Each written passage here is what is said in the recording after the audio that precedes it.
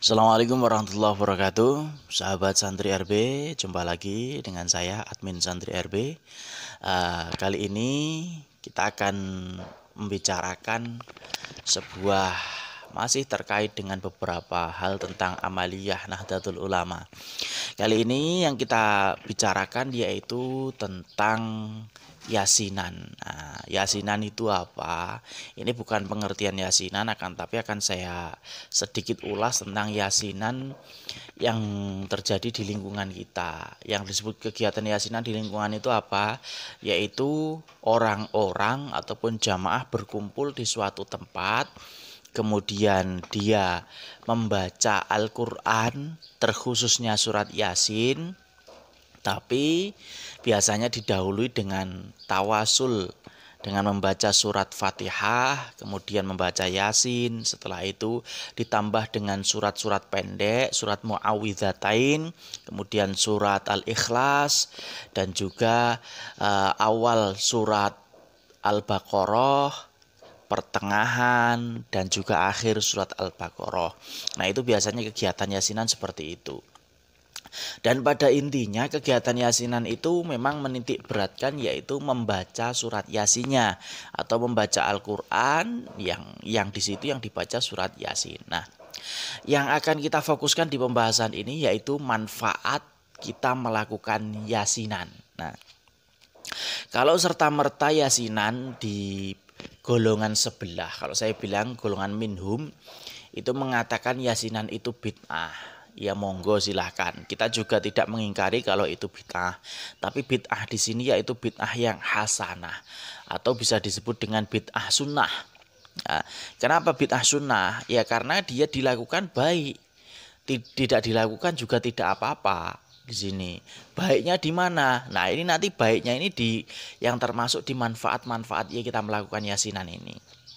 Nah, yang pertama, manfaat melakukan yasinan yang pastinya yaitu satu, membudayakan orang mau membaca Al-Quran, terutama di lingkungan pedesaan, di lingkungan orang awam dan bukan di lingkungan santri, di lingkungan masyarakat secara umum.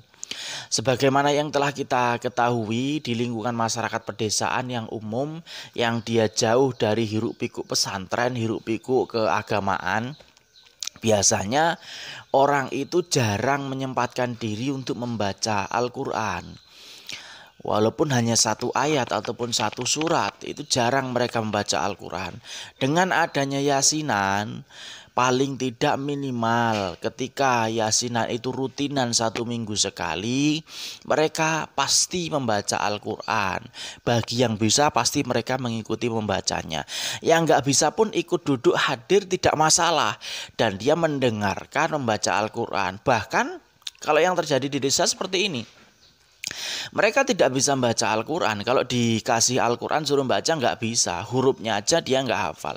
Tapi karena dia sering mengikuti kegiatan yasinan, alhamdulillah dia justru hafal surat itu. Walaupun ya memang mungkin tajwid, makhraj memang kurang pas. Tapi lumayan.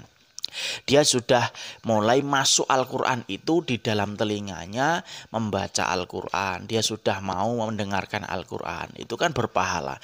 Mendengar, membaca juga berpahala. Ini kan lumayan. Jadi itu, pertama manfaat orang yasinan itu membaca Al-Quran. Jadi orang-orang yang tidak terbiasa membaca Al-Quran, dia mau membaca Al-Quran walau hanya surat Yasin dan surat-surat pendek yang itu surat Al-Muawwidzatain. Muawwidzatain ini Qul a'udzu birabbin nas, Qul a'udzu birabbil falaq dan juga Al-Ikhlas, ditambah surat Fatihah dan juga awal surat Al-Baqarah. Itu karena yang sering dibaca dalam yasinan seperti itu. Nah itu, jadi kalau kemarin ada yang mengatakan seperti ini, bid'ah itu urusan akhirat bukan urusan dunia, jadi urusan agama. Nah saya jawab ini membaca Al-Quran. Nah, kemarin saya jawab membaca tajwid, membaca Al-Quran dengan tajwid, ilmu tajwid itu juga bid'ah. Mereka mengatakan tajwid itu bukan bid'ah, tajwid itu alat. Nah sekarang yasinan itu juga saya jawab ini juga sebagai alat. Alat apa? Alat agar orang itu juga mau membaca Al-Quran walaupun hanya sedikit gitu loh. Nah, ya namanya orang Islam itu wajib membaca Quran. Semua orang itu nggak sama, antara satu dengan yang lain tidak sama. Ya kalau dia sudah punya kesadaran mau baca Al-Quran, setiap habis maghrib baca Al-Quran, gak ketang 1-2 ayat, ya monggo bagus, gak ikut yasin juga gak apa-apa. Toh tadi sudah saya bilang itu juga bid'ah hasanah dan hukumnya sunnah.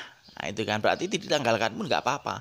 Tapi kalau dia tidak bisa merutinkan, kan kalau sudah ikut yasinan lumayan, dia juga sudah mau membaca Al-Quran walaupun hanya surat Yasin ataupun surat-surat pendek yang lain yang terangkum dalam rangkaian pembacaan Yasin tersebut. Nah, kemudian yang kedua, ini manfaatnya yaitu sebagai ajang silaturahmi. Karena apa? Kesibukan orang itu berbeda-beda. Petani sibuk di sawah masing-masing. Dia menggarap sawahnya masing-masing. Ketika berkumpul dengan tetangganya, ya mungkin 1-2 yang dekat sawahnya atau yang kerja bareng sama dia. Tapi dengan orang lain kan tidak. Nah, ketika yasinan kumpul bisa satu desa itu biasanya dibagi dengan dusun, dusun dibagi dengan RT. Biasanya 2 RT 1 jamaah atau 1 RT 1 jamaah. Dan itu lumayan banyak yang mengikuti. Ada 30, ada 25, 20, ya minimal 15 itu pasti. Bahkan lebih banyak ada yang 60 sampai 70. Mereka berkumpul bareng, bisa bertemu, bisa ngobrol bareng di situ. Kemudian di situ tentunya tidak ada maksiat. Di situ juga tidak ada minum-minuman keras, juga tidak ada bermain perempuan dan lain sebagainya. Jadi di situ murni mereka bersilaturahmi, bagus bisa bertemu, kemudian baca Al-Quran, baca surat Yasin. Itu. Kemudian manfaat yang lain, itu sebagai kegiatan rutin yang baik. Itu loh, kegiatan rutin yang baik. Dan yang rutin, yang baik, nah itu kalau istiqomah, kan istilah dalam agamanya istiqomah. Al istiqomah itu min alamatil barokah. Istiqomah itu sebagian dari tanda-tanda keberkahan. Nah, terutama mengistiqomahkan, merutinkan kegiatan yang baik. Nah, ini kan yasinan ini baca Quran. Itu kegiatan baik. Apa ada di situ baca Quran? Kok di situ sambil tawuran, sambil bermaksiat? Tidak. Ini baik. Ini kegiatan yang baik. Jadi membiasakan masyarakat merutinkan kegiatan baik. Nah, di dalam yasinan yang sudah modern-modern sekarang ini enggak cuman melulu dia membaca surat Yasin. Nanti setelah baca surat Yasin biasanya diisi dengan kajian-kajian agama untuk memperbaiki diri kita, memperbaiki ibadah kita terutama. Seperti mungkin di situ ada pembahasan tentang fikih, terkait bagaimana wudhu, bagaimana sholat, yang membatalkan sholat, syarat sahnya sholat. Di situ dijelaskan oleh ustadznya. Di situ dijelaskan oleh orang yang memimpin di situ. Karena ada tujuan lain selain dia membaca Al-Quran, merutinkan, mengistiqomahkan membaca Al-Quran. Tujuan lainnya yaitu agar ibadah kita yang mahdoh dan ghairu mahdoh atau muamalah itu juga terjalin dengan baik.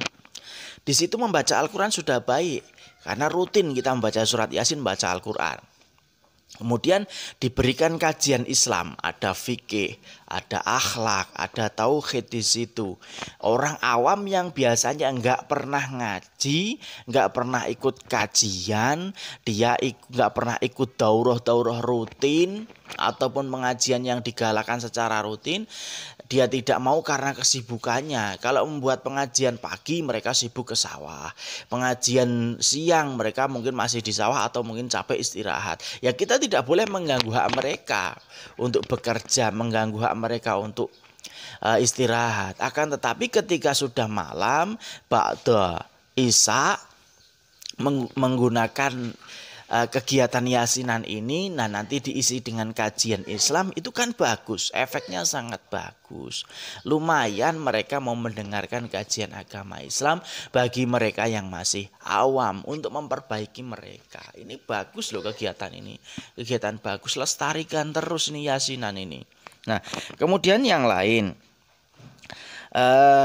bisa juga biasanya di lingkungan itu ketika mereka bersilaturahmi berkumpul bareng dalam kegiatan yasinan, mereka juga membahas tentang kehidupan mereka, sharing kehidupan.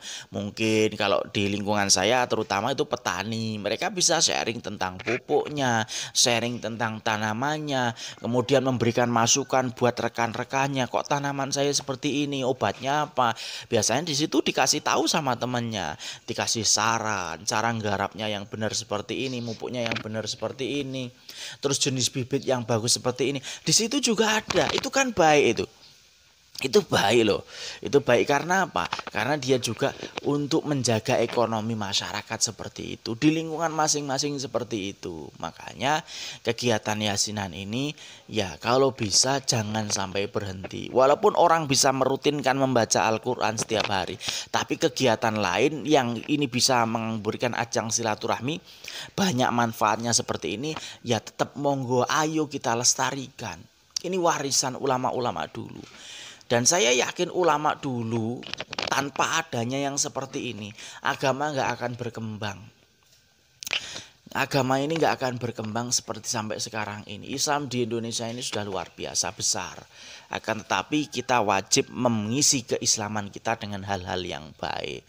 Yang memang tidak mau mengikutinya silahkan. Tapi jangan menyalahkan yang mengikuti. Itu loh. Saya juga tidak anti dengan orang yang menyalahkan, menyebut dia bid'ah, semua bid'ah sesat. Ya monggo kalau pendapat dia seperti itu. Toh buktinya kalau toh ini sesat berarti tanpa ada manfaat sama sekali. Justru di sini banyak terjadi atau banyak mendatangkan manfaat. Baik manfaat secara pribadi ataupun manfaat secara sosial. Manfaat secara pribadi, orang itu yang nggak biasa baca Quran jadi terbiasa rutin baca Qurannya. Manfaat secara sosial, masyarakat bisa lebih rukun. Setiap datang itu ketemu aja mereka salaman. Iya kan? Orang bersalaman itu sakhata dzunubi min asabi'i. Jadi dosa-dosa mereka itu rontok karena bertemunya dua jari mereka bersalaman itu dosanya rontok. Gitu loh. Ini kan sangat mudah ajang seperti ini. Ajang yang sangat baik. Jangan disia-siakan. Mari monggo orang yang mempunyai kompetensi di bidang keilmuan keagamaan, ikutlah. Ayo kita yasinan, dirikan kegiatan seperti ini. Baca Al-Quran. Kemudian diisi dengan kajian-kajian Islam. Jangan malas. Jangan takut. Ya, kita lakukan kegiatan-kegiatan seperti ini. Terutama ini sahabat-sahabat santri sekalian, sahabat santri RB, monggo aktif di lingkungan. Aktif di lingkungan untuk menggalakkan kegiatan-kegiatan yang baik seperti ini. Yasinan, tahlilan, kirim doa. Kemudian kita mengajak orang-orang untuk mengaji Al-Quran. Kemudian mengkaji ilmu-ilmu yang lain. Dalam rutinan tersebut kita isi dengan kajian-kajian yang baik. Nah, ini beberapa hal terkait dengan yasinan. Ini yang saya bahas manfaat di luar fadilah membaca yasin ya. Yang jelas tadi kan saya sudah memberikan mukadimah di awal. Ini manfaat yang saya sampaikan di sini yaitu terkait dengan kegiatannya, amaliyah yang sudah berjalan di lingkungannya. Bukan amaliyah atau bukan manfaat atau fadilah membaca surat Yasin. Kalau fadilah surat Yasin sudah jelas banyak disebutkan oleh ulama-ulama. Membaca surat Yasin itu fadilahnya banyak. Terutama Al-Quran itu 30 juz. 30 juz dan hatinya Al-Quran, qalbul Quran suratu Yasin, hatinya Al-Quran surat Yasin. Ketika sudah mendapatkan hatinya, insya Allah hati kita juga akan terisi dengan Al-Quran. Kan lumayan, nggak pernah baca punya benteng surat Yasin yang sering kita baca. Paling tidak nanti di akhirat ketika kita ditanya oleh malaikat, kamu orang apa? Kamu orang Islam, punya kitab namanya Al-Quran. Pernah baca Al-Quran? Tidak. Kalau kita jawab pernah padahal tidak, tentu Al-Quran akan menentang. Dia tidak pernah membaca saya. Tapi ketika kita mengaku, saya pernah membaca Al-Quran. Terus Al-Quran menjadi saksi. Benar nggak dia membaca Al-Quran? Benar. Dia membaca saya. Karena apa? Dia tiap malam Jumat, dia membaca Yasin. Monggo. Nah, dan yasinan yang jelas ini saya titik beratkan juga. yasinan di masyarakat itu enggak melulu hari malam Jumat, ya, enggak melulu malam Jumat. Contoh, tempat saya ini ada 4 dusun, ini berbeda-beda. 4 dusun, satu dusun ada 4 sampai 5 RT. Di RT saya, ini RT 15, ini gabung dengan RT 14. Kegiatan yasinannya malam Kamis, enggak malam Jumat. Boleh enggak? Boleh. Intinya apa? Membaca Al-Quran dan mengaji itu loh, itu kan bebas gitu. Kemudian di RT 16-17 itu malam Jumat, itu juga boleh. Kemudian ada yasinan jamaah ibu-ibu mendirikan jamaah yasin, sudah izin dengan suaminya, diperbolehkan mendirikan jamaah yasin, mengikuti kegiatan yasinan yang intinya disetujui juga membaca Al-Quran surat yasin, dan juga nanti diisi oleh kajian-kajian ilmu, kajian-kajian Islam, baik fikih, tauhid dan lain sebagainya. Itu bagus.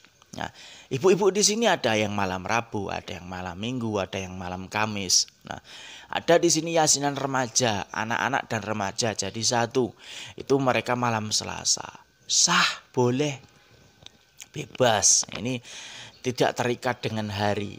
Nah, waktunya mau habis maghrib boleh. Biasanya kalau habis maghrib nanti kan selesai isya disambung sholat isya berjamaah. Bagus juga sholat isya berjamaah. Ini manfaatnya banyak. Ini kalau dirinci satu persatu banyak. Ini mohon maaf, ini kuota terbatas. Jadi durasinya juga terbatas. Hanya sedikit yang saya bahas. Untuk fadilah yasinnya ini tidak saya bahas. Ya, fadilah yasin sangat banyak sekali. Dalam hadis disebutkan man qara'a yasin fi lailatin asbaha maghburon. Jadi orang yang membaca yasin di malam hari paginya mendapatkan ampunan. Ada yang mengatakan itu hadis dhaif. Ya monggo, kalau itu hadis dhaif enggak masalah, tapi Imam Nawawi Al-Bantani pernah memberikan muqaddimah dalam kitab Tanqihul Qaul Hafiz, itu hadis dhaif itu bisa digunakan terkait dengan fadhailul amal, dengan fadilah-fadilah amal. Tapi ketika digunakan untuk ibadah yang mahdhoh itu menggunakan hadis sahih. Tapi untuk fadilah amal, keutamaan amal, boleh menggunakan hadis dhaif. Fadilah amal itu apa? Keutamaan-keutamaan amal yang kita lakukan di luar yang mahdhoh, di luar kita sholat, di luar kita zakat, di luar kita berhaji, di luar kita puasa. Itu kan ada contoh fadilah silaturahmi. Kemudian fadilah membaca Al-Quran, fadilah membaca Al-Quran dengan surat-surat tertentu, itu kan ada fadilahnya. Ini boleh, menurut Syekh Nawawi itu boleh menggunakan hadis dhaif yang digunakan untuk memperkuat fadilah-fadilah amaliyah kita, meningkatkan amalan-amalan baik kita di lingkungan kita, di kehidupan kita, baik yang hablum minanas ataupun hablum minallah. Jadi itu pembahasan kita, perbincangan saya yang saya sampaikan untuk sahabat-sahabat santri semua terkait dengan yasinan, kegiatan yasinan dan manfaat yasinan itu sangat banyak sekali. Ini sebenarnya masih banyak kalau kita bicarakan, tapi itu intinya. Pertama, membaca Al-Quran. Kedua, kita bisa bersilaturahmi. Ketiga, kita bisa mengisi dengan kajian Islam setelah selesai dalam kegiatan membaca surat yasin tersebut. Wallahu a'lam. Assalamualaikum warahmatullahi wabarakatuh.